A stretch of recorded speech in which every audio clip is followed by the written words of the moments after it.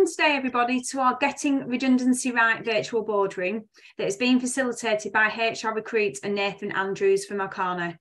My name's Jo Thompson and I'm a consultant for HR Recruit. I'm joined today by Nathan, who will introduce himself shortly. Nathan will share his knowledge and experience with you about handling a watertight redundancy exercise. If you do have any burning questions during the session, then please put them into the chat box facility and we will try and cover them during the event or at the end of the session. And now I'm going to hand you over to Nathan, who will introduce himself and start the boardroom. Thank you.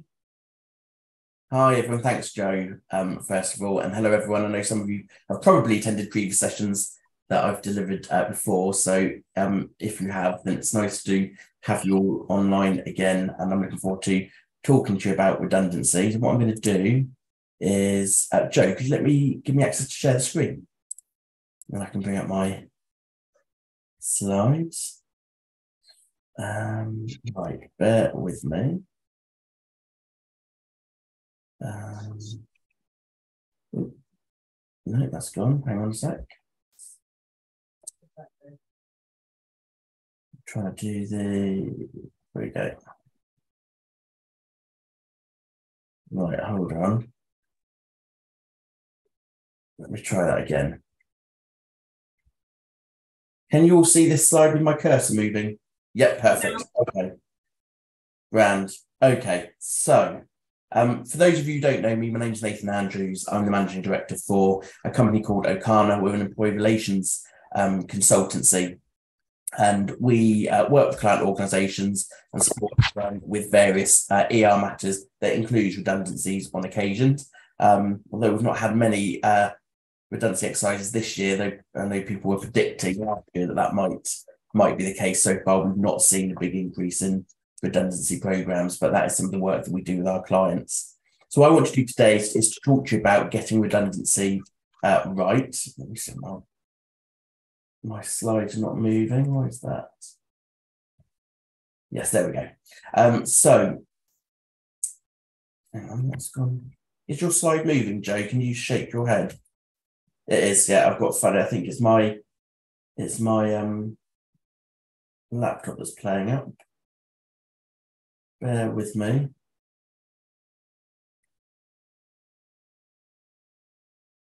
Nope, it's not letting me.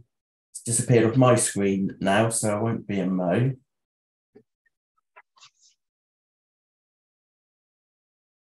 Okay, let's try that now. Can see that. Can see the introduction. You can see that. Right, hold on a sec. I'm having problems. Bear with me, guys. I apologise. So technology is great when it's working. Right, so let's go back. Can you see that moving, Jo? Yeah. Lovely. Right, we should be there now. Yes, so what I want to talk to you about today is handling redundancies. And this session is going to focus on managing redundancy in practical terms. It's very much about the process. So we're not necessarily going to go into all the intricacies on employment law around redundancy because we just wouldn't have enough time. And what I will focus on is individual redundancies rather than collective redundancies. However, if there is an appetite for a session to be delivered on collective redundancies, let either me or Jo know, probably Jo, and then we can always arrange to deliver a session, Jo, on collective redundancies. I will briefly touch on collective redundancies, but we're not going to go into that in any great detail. So what we're going to cover today is the meaning of redundancy. Then we'll look at carefully considering if redundancies are necessary within your business. We'll then touch on the selection process. We'll also look at general considerations when handling redundancy, and then we'll talk about following the right process. What I won't be covering is calculating redundancy pay today, because again, it's just time. We would run out of time. So if we look at the meaning of redundancy, and most of you will already know this, and this will just be a good refresh for you, but redundancy is always linked to either closure of a business, closure of a particular workplace, or a diminished need for work of a particular kind to be carried out. So from a tribunal perspective, they will not treat a dismissal as a redundancy dismissal unless it is caused by one of those 3 points that I've just listed. So that's an important point to remember. So what we do when we work with client organisations is we're always very clear when advising on redundancy programmes to ask the client or ask the business to take a really good review of whether they really need to make redundancies. So the first step we recommend clients take is to ask themselves why they think redundancies are necessary, to consider what the issues are that they're trying to solve, and to also look at any other options which might be available to avoid the business making compulsory redundancies. Now, one of the things we always advise our clients to do is to create a business case as a document. And in that business case, we ask them to give narrative to their justification for making proposed changes within the workplace, i.e. redundancy. We find that helps focus the organisation and also helps keep them honest in how they approach redundancy. So we say a good business case will typically include you providing a brief outline of what changes you're proposing and why. You'd want to touch on the current state of the organisation versus the future state. So where are you now and where do you want to be if you are going to make redundancies? And it's also helpful to include in your business case an organisational structure where you show the current structure versus the proposed structure following redundancies, because that helps put into context for the employees involved what the organisation will look like following any proposed redundancies.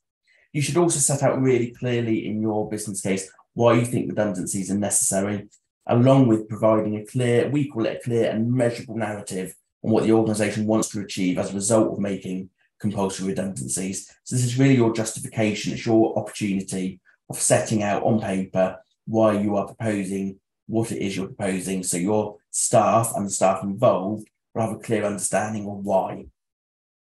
We also recommend you set out other options that you have looked at before considering compulsory redundancies. And they might be things like offering voluntary redundancy, changing working hours, moving employees into other roles, letting go of temporary or contract workers, limiting overtime or stopping overtime completely, or having a recruitment freeze or pay freeze. It's really good practice to list those things, because that way you're demonstrating you've not just arrived at making compulsory redundancies, you have looked at other measures, and even though you've looked at those other measures, you still have to make the decision to proceed by considering redundancy as an option. Now, this is always not normally a process that clients that we work with often want to go through, because they feel like it's an extra step that gets in the way of them proceeding with handling the redundancy process. Our advice always is do this now at the outset, because A, it's good practice, but B, your business case should be it should be written in such a way that you can give that to your workforce, including those that are affected, and they should be able to read that and understand your justification. Also, if you are later challenged on any dismissals due to redundancy, you should be able to rely on that business case and justify why you've taken the actions that you have. I hope that all makes sense. So, just move my screen around. So I'm going to touch on the selection process briefly here, but I will cover it in more detail later on. So carrying out a proper selection process is absolutely crucial if unfair dismissal claims are to be mitigated. So when selecting employees for redundancy, you should always ensure that the pool for selection is identified correctly, and that selection criteria that you are using is both objective and fairly applied, and that is important. We'll go into a bit more detail on that later on. So the selection pool.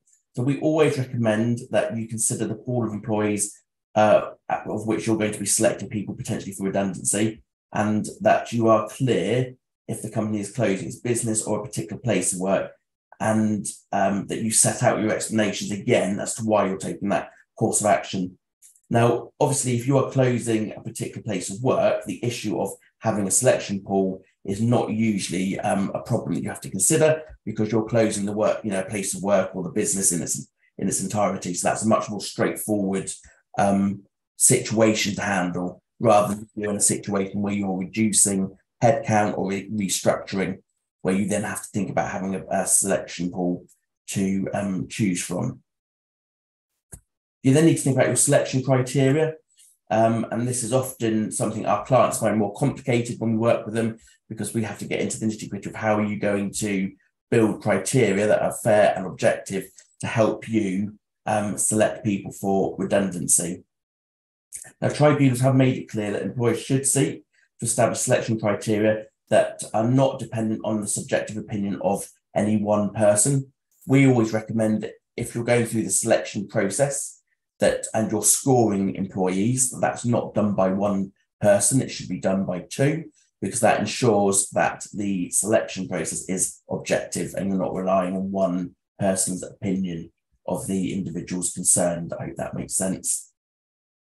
The selection criteria will also be dependent on the organisation's needs and arrangements, so it is organisational specific, and it's important that you adopt a consistent approach and have clear rules about what you can and cannot take into consideration as part of the process. That is particularly important if you are relying on line managers to help you handle the process in practice. Now, most of you have seen what we call commonly used selection criteria. These are kind of the low-hanging fruit for selection criteria. So you have got the last in, first out, or LIFO as we call it. Now, this is not something we recommend you would use in isolation, and that's largely due to age discrimination laws that have come into force.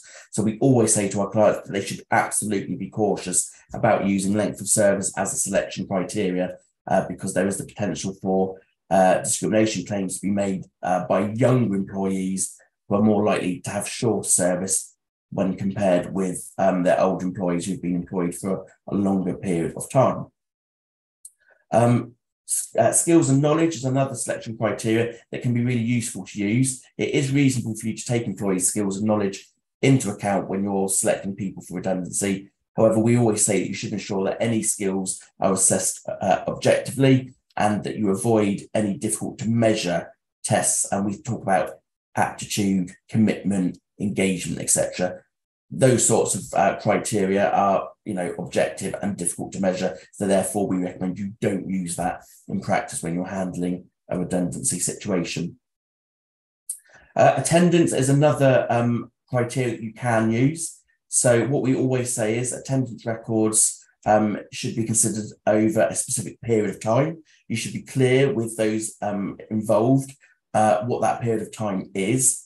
And to avoid the risk of discrimination claims, you should exclude any absences due to pregnancy. And you should also be aware of reasons for absence. So if you're using attendance as a selection criteria and you notice that someone has frequent periods of absence and it's for either the same or a very similar reason, you might need to take into consideration, is that linked to any recognised health condition that could give rise to them bringing a claim for discrimination, in particular related to disability. So that's something to be aware of. So attendance, you absolutely can use as a selection criteria, but you do need to be cautious. And we often recommend take advice before doing so, specifically if you've got somebody that has got high absence levels. Disciplinary records is another popular criteria that can be used. So employees' disciplinary records may be taken into account. One way of doing that is to award points in relation to the seriousness of the warning. We'll get into a bit more detail on that later on. And what we always recommend is that you only take into account live warnings, not expired warnings, and that you apply that consistently across the board with everybody. Okay, I've included, and you'll get a copy of the slides from Joe, a table, because we use this table a lot as a team, and it's just really helpful to set out what we call general considerations when you're handling a redundancy situation. Now, I'm not, as I said before, we're only focusing on today's session on individual redundancies, so we'll be looking really at this line here. But if you, again, if there's an interest in a session on collective consultation, then we can look at providing that with Joe at a later date. So when we talk about individual redundancies, if we start with individual consultation, so an individual consultation will be relevant in all cases, and you should also look at starting consultations with affected employees as early as possible. As part of the process, the employer should always consider alternatives to dismissal, including any suitable alternative employment. Now, employer must take reasonable steps to find alternative employment for employees who may otherwise be dismissed through the redundancy process. And if you fail to look at alternatives to redundancy, it could make any dismissal unfair. So that's an important point to consider. Now, people often ask us, what do we mean by reasonable? And we always will say that, a reasonable employer will include possible vacancies that exist within the business, and they will invite employees affected by redundancy to consider those vacancies. Now, one of the questions we often get asked by clients is that if they have vacancies where the salary is either lower than the salary the employee is currently employed on, or there's a grade change, or the role is seen as lesser, they would consider that not to be a suitable alternative. What we always recommend is don't make any assumptions. I would agree that if you have other vacancies within the business and the salary, there is a difference in salary, for example, you might not consider that to be a suitable alternative. But what we would recommend you do is you list all vacancies and put those to all parties at risk of redundancy and ask them to consider those roles, because it might be that somebody would rather have a different role with a lower salary to avoid redundancy rather than be made redundant. So it's, we always say don't make assumptions, be really clear, list the vacancies that exist across the business. Yes, we might not offer them those roles as a suitable alternative, but we could actively encourage employees to apply for those roles if they were to be interested. As we all know, if an employee does accept an offer of suitable alternative employment, or if they unreasonably refuse an offer that you've made to them for a suitable alternative role, then they won't be liable to receive a statutory redundancy payment. However, that will be the case only if the offer is made and communicated to the employee prior to the end of their old contract, which has got to be before they're made redundant, and the alternative job starts no later than 4 weeks after the end of their previous contract. If the terms and conditions of the new job differ from those of the old job, then the employee is entitled to a 4-week statutory trial period, and the purpose of that trial period is to give the employee the chance to decide whether the new job is suitable. So that's another important point to remember, is that they are entitled to that statutory trial period if the job is substantially different. Now, just to briefly touch on collective consultation, again, most of you already know this, but if you are proposing to dismiss 20 or more employees within 90 days, then you have to put in place arrangements for collective consultation, which would include the election of representatives, and that should start at least 30 days before the expiry of the first notice of dismissal. If you are considering making 100 or more employees redundant, then consultation must begin at least 45 days before the expiry of the first notice of dismissal. To avoid liability for breach of contract claim, employers must always give notice of dismissal. We have had clients who, for some reason, didn't realise that was a requirement and have therefore dismissed and not given notice. But it is a requirement that you serve notice when dismissing employees for redundancy. And finally, time off. So certain employees under notice of dismissal for redundancy have the right to time off during working hours to look for alternative employment or make arrangements for training, etc. So that right applies to employees who have been continuously employed for 2 or more years, and their service date must fall on either the date on which the notice was due to expire or the date on which the notice would have expired had the statutory minimum notice been given. And that's particularly important for people who are perhaps coming up to their 2-year anniversary, where you want to make sure that had you given their statutory minimum notice, they would have fallen within the 2-year bracket and therefore would be entitled to reasonable time off. I hope that makes sense. So what I want to talk about now is just the process really that we recommend every employer follows if they're handling a redundancy program within the business.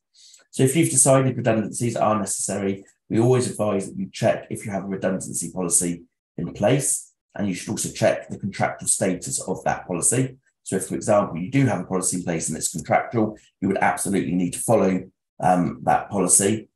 And if it's not contractual, but you have it in place, we would still recommend that you follow it, because that essentially prevents any claims or issues being raised that you didn't follow your own internal policy.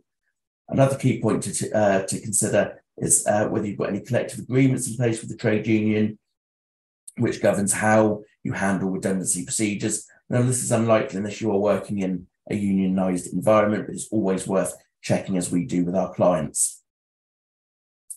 So we've touched on briefly individual consultation in our previous slide, but as I've said before, it is relevant in all cases and should begin as early as possible. As part of the redundancy process, you should also consider alternatives, including alternative employments. That's the point that we say to our clients that they must remember throughout the process when handling redundancies. When we talk about, my slides gone again. Are we still on step one, Joe? Can you see that? I've just had to. Yeah, perfect. Sorry, because I'm having IT issues today. So again, as part of the process, making sure that you do consider and you are prepared to consider alternatives to dismissal. So when you start engaging in discussions with your employees, because they are going to ask you questions, you have the answers and you can demonstrate you've absolutely considered the circumstances and the challenges that you're trying to work through as a business. Just move forward. So step two.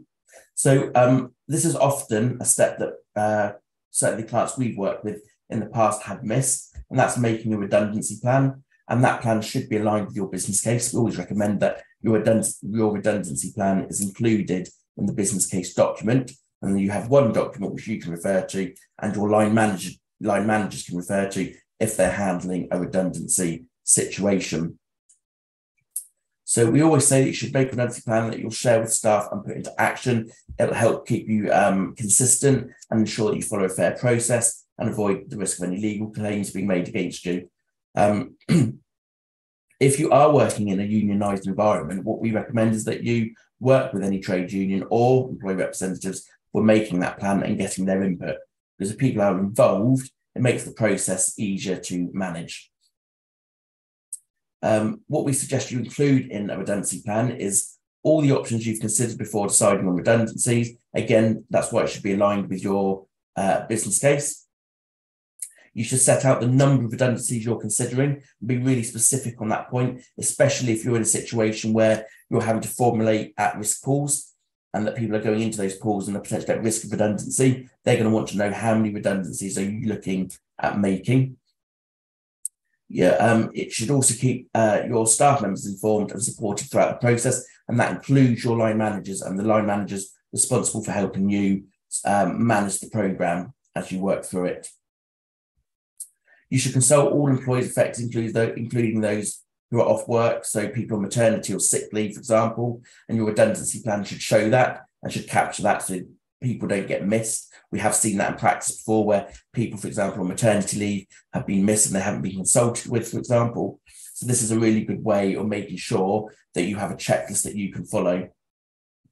In your plan, you should set out timeframes. So, for example, you want to leave enough time for consultation, especially if you were handling collective consultation. And again, I know we're not going into any detail on that today, but it is an important point to consider. And within your plan, you need to cover off agreeing on fair selection criteria, where redundancy pay and notice period are statutory or contractual. You want to, again, have that as a frame of reference as you're working through the process. And you also want to take into consideration within your plan the appeals process if an employee thinks that the redundancy or their selection of redundancy, I should say, was unfair. So again, your plan should be detailed enough to give you a solid framework in which you can follow so that it keeps you consistent and makes sure that you manage a fair process. So step three, we always recommend, and this often gets overlooked, is providing training support for line managers. So often as HR professionals, as we all are, it's easy for us to manage this process because we're typically familiar with it. But for line managers, they may not be, and they may not have dealt with redundancy before. So it's a really important point that you provide adequate training. You ensure that they are fully aware and understand the process to be followed, and that if they are holding consultation meetings, again, they understand how to hold those meetings, and that they are aware that employees have the right to be represented at a consultation meeting, so they have the right to be accompanied. These are key things that anyone handling those meetings should be aware of. Often we get told by clients that the thought of having to train line managers to handle the process feels like it's going to elongate the redundancy process. And what we always say is, look, If you're expecting your line managers to handle this on your behalf, which will typically be the case, then you should make time for them to be trained, and that should be built into your redundancy plan. Then you need to hold redundancy consultation meetings. So once you've got to the position of, if you're in a situation where you're having to create selection pools, once you've put people at risk and they're in their at-risk pools, you need to start consulting. And you, again, if your line managers are consulting with employees, they need to be fully aware of how to handle those meetings. During a consultation, we always suggest that you discuss changes that are needed, what you plan to do and why, ways to avoid and make fewer redundancies. And we would actively encourage you to ask those affected or at risk of redundancy, ask them for their suggestions. Have they got any ideas of ways that you can avoid making redundancies, and take those suggestions into account when you're making decisions. So, for example, we always recommend that if an employee makes a suggestion, if you can't agree to that suggestion for valid reasons, then go back to the employee and respond and explain why. Don't do it on the day. We've dealt with cases recently where employees have put forward suggestions and managers handling those meetings have been quite hasty in saying no, their suggestion would not be workable. What we always say is conclude the meeting, go away, give some time for the manager to think about what's been suggested, and then go back with a robust response. So that is something that's really important. The other thing you should consider discussing during the consultation is the skills and experience you need for the future. So we're thinking about future state of the business, your strategic vision. So that's really helpful to talk to employees about. Also, throughout the consultation meeting, you should talk about the criteria for selecting employees for redundancy. So make sure that your employees are fully aware of the criteria. It's not a secret, it shouldn't be a secret. Everybody should be aware of the criteria that you are using. Make sure your employees understand that. It often helps mitigate any confusion or any challenges over why people have been selected for redundancy later on in the process. You should also talk about any concerns employees may have, and you should also set out how you can support them throughout the process and talk to them about how they can arrange time off. If, for example, they need to attend training, interviews, get support for updating their CVs, etc.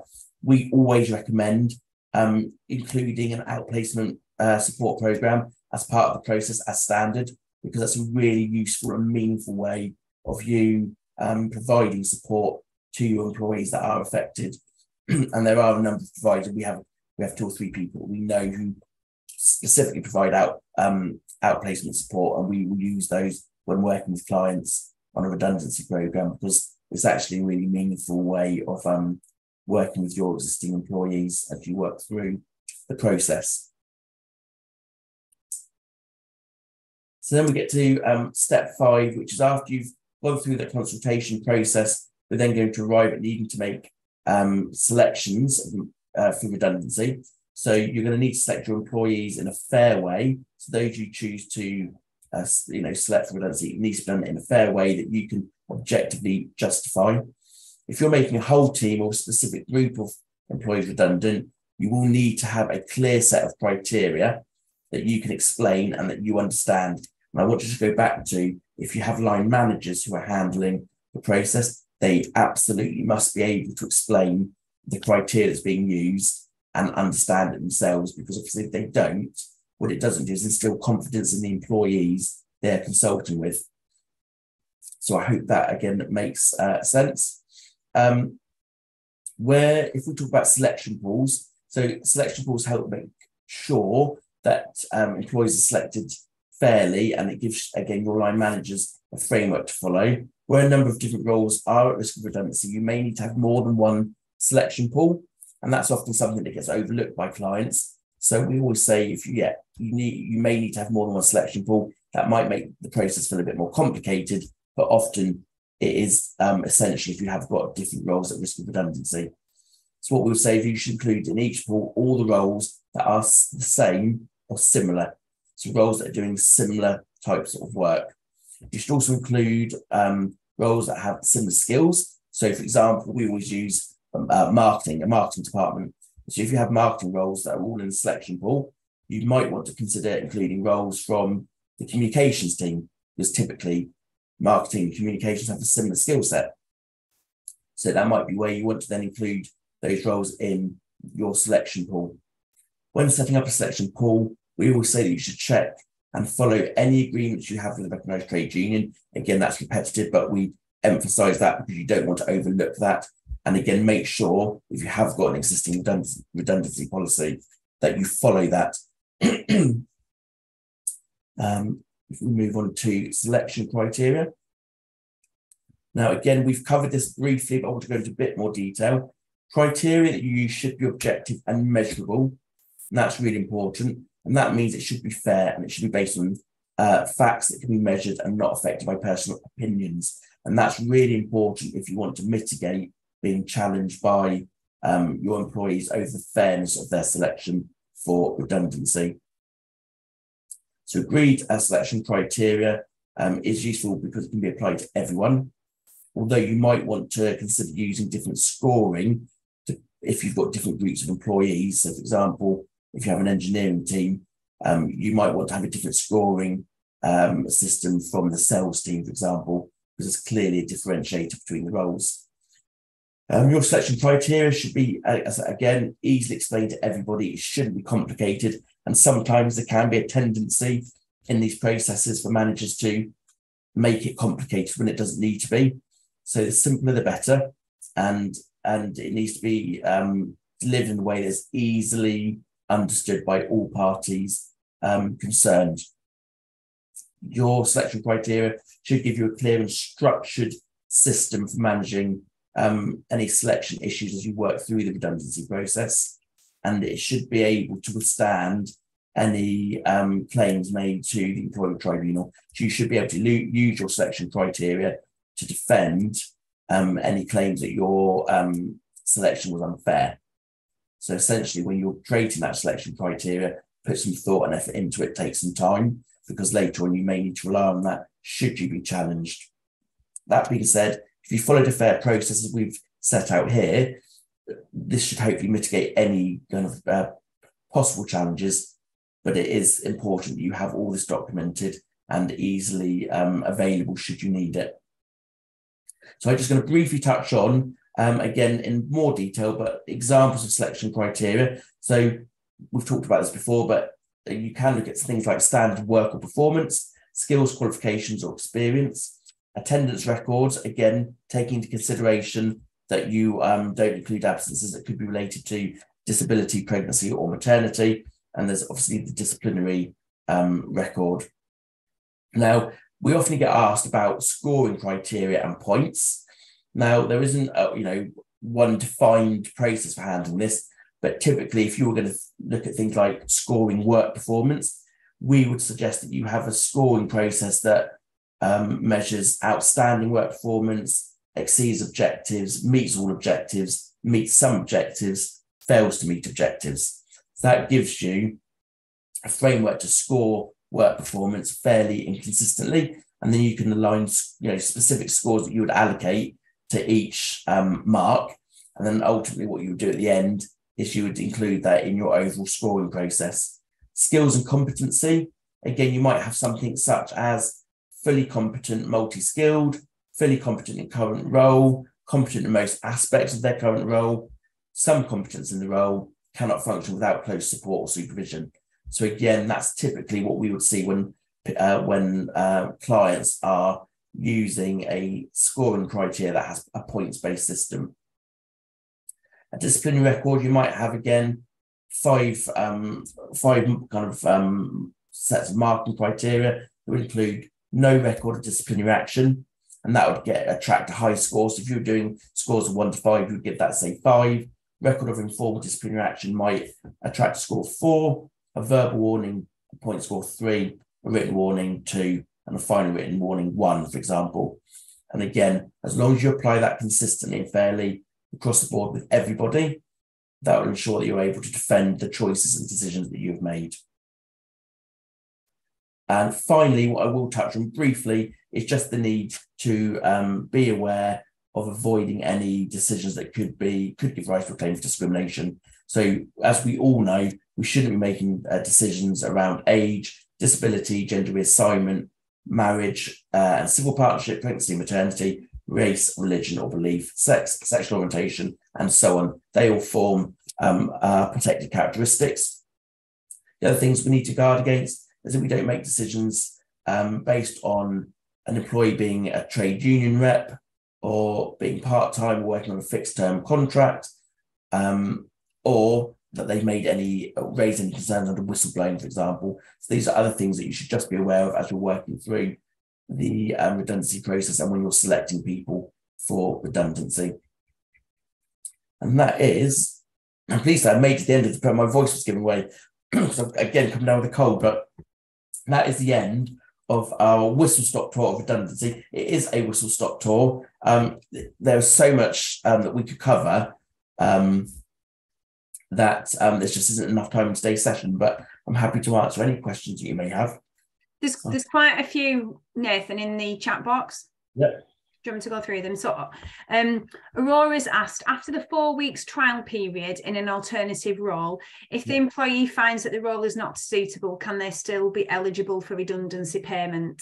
Yeah, as long as they've worked through the trial period and they come back to you and often we've dealt with them last year where they did a 4 week trial period and the role just wasn't suitable. There was substantial differences between the role they were in and the new role. But at the end of the trial period, it was to agree that it wasn't working out, the role wasn't right, and therefore they were made redundant and they received the redundancy pay. Okay. Joanna's asked, how can we avoid discrimination, especially if we say someone has to apply for a new job and the only applicant and they didn't get the new job? So repeat that to me again, Jo. It sounds like they're saying that you've only had one applicant. Yeah. So how can you avoid discrimination if you say someone has to apply for the new job and the only applicant, so there's only one applicant and they didn't get the new job? Yes, I mean there's a couple of things on that. I suppose if you've got a new job and only one applicant, would the new job not be considered a suitable alternative employment opportunity if no one else has applied? So that's one thing I would probably challenge. Say, look, if you've got one applicant who's been put at risk of redundancy, they're the only person to apply for that job. My challenge might be, why are we not looking at that as a suitable alternative employment opportunity? Now, it might not be. Maybe, you might argue that this person hasn't got the right skills or experience for that to undertake that job role. Then what I would say is if you are interviewing, you'd want to demonstrate where they don't meet the criteria. But it would be a little bit of we would want to do some more exploring with you on that particular scenario because, it might be that you would be challenged on why they weren't given that as a suitable alternative employment opportunity. I hope that helps.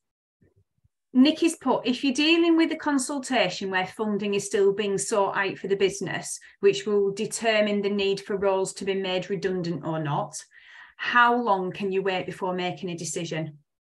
I mean, I would say if you're in a situation where you are sourcing funding and that's going to make a substantial difference to the choices and decisions you make, then what I would do is before you look at making any announcements to your workforce about redundancies, you hold off and wait until you get confirmation on the funding, because then that will obviously shape all the decisions you make later on throughout the redundancy process, i.e. how many people are likely to need to be made redundant, etc.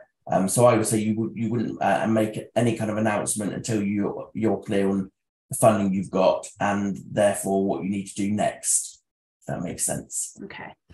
So Chloe's is about maternity. So she's saying that if they've got an arm of the business that's completely closing and need to make those affected redundant, but one person is on maternity leave, can we leave them on maternity leave and postpone their redundancy consultation until they return, or should we consult during maternity?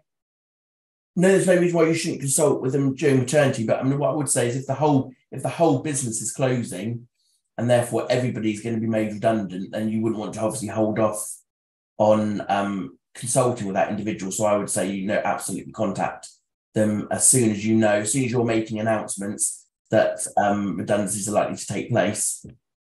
You would want to get in touch with people, even those that are on maternity leave. Amory is asking, should permanent contract holders be given priority consideration for available posts over fixed term contract holders, or should they all be considered equally for new posts or in a selection pool? I would suggest that you would consider everybody equally, because what you don't want to be seen to be doing is discriminating against somebody because they're either part-time or working on a fixed term contract. So I would always say treat people equally. You put them all, if you're going to put somebody who's on a fixed term contract in the at-risk pool, then they should have, the opportunity to be considered equally with their colleagues who are on permanent contracts. Another question: how would you handle agency staff that had been in the company for over 2 years? Oh, that's an interesting one.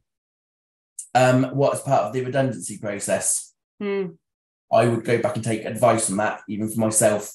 It's not something I come across very often, but I'm happy to go and can you make a note if you ask that, Joe, and I'll come back to them separately on that. Yeah. And is that can I ask whoever's asked that question, is that the situation you're currently dealing with now? Yes, yeah. That's fine. Yeah, if you send me the name, Joe, I'll come back to you on that. Yeah, okay. So Theodore's asked, where a suitable alternative role exists, do you still need to go through an interview if there's only one applicant being made redundant? No, if there's only one person that's in your that's part of the redundancy process and you've got an opportunity to move them into, then no. I would suggest you just move them straight into that suitable alternative employment opportunity. The only time you start interviewing is if you've got one role as a suitable alternative, maybe you've got 3 or 4 people, for example, who are part of that redundancy process. Not sure if we covered this or not. So Nikki's asking, how do you deal with EEs on maternity leave and alternative employment? What employees in what regard? Is it just with the need? That's all it says.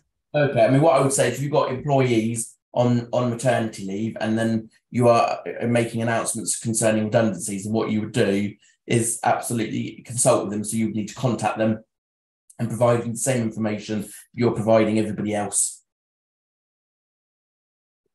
So Rachel's just wanting to go back to the point about the fixed term and permanent staff, saying that if would it make a difference if the fixed term employee has less than 2 years service?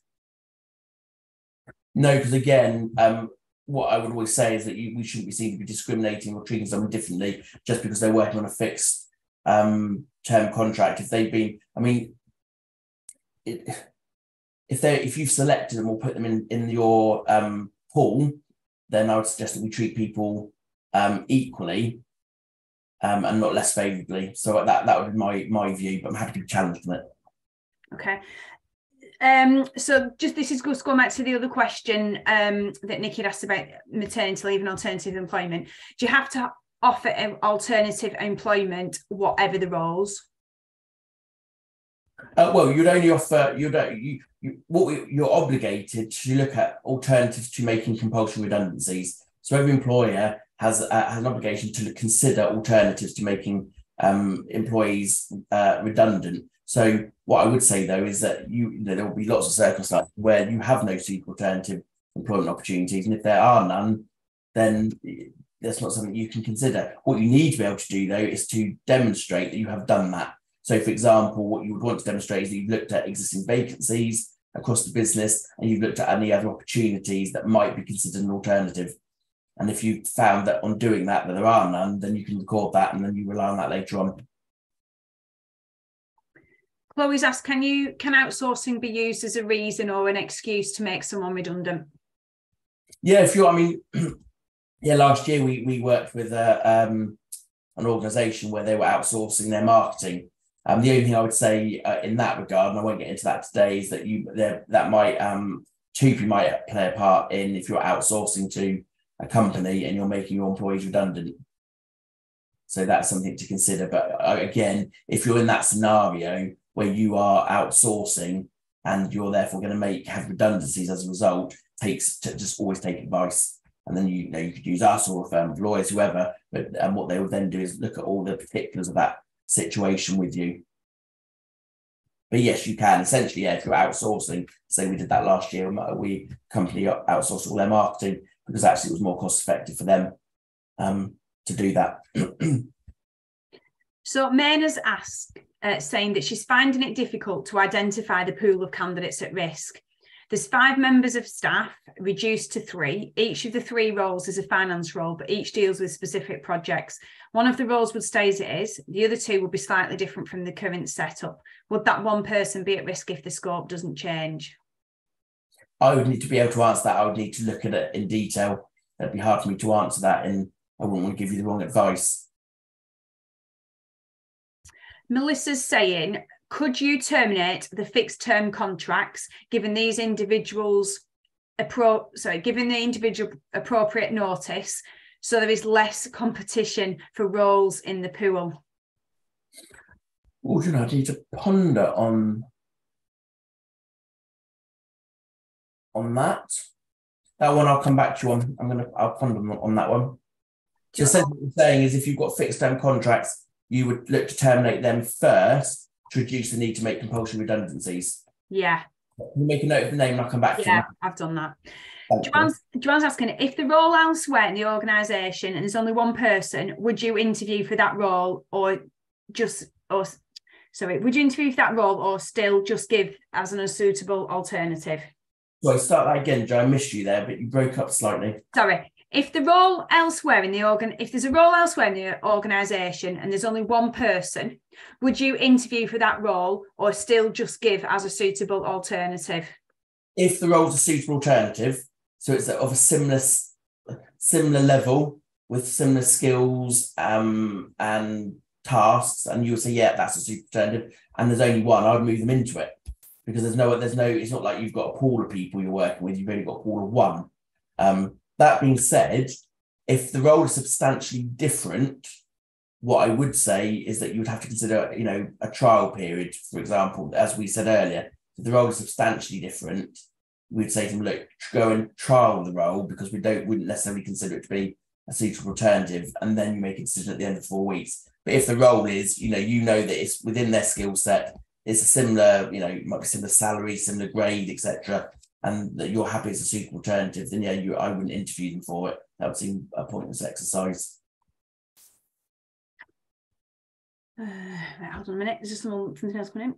Oh, that's all right. Amanda's just commenting to Melissa's post.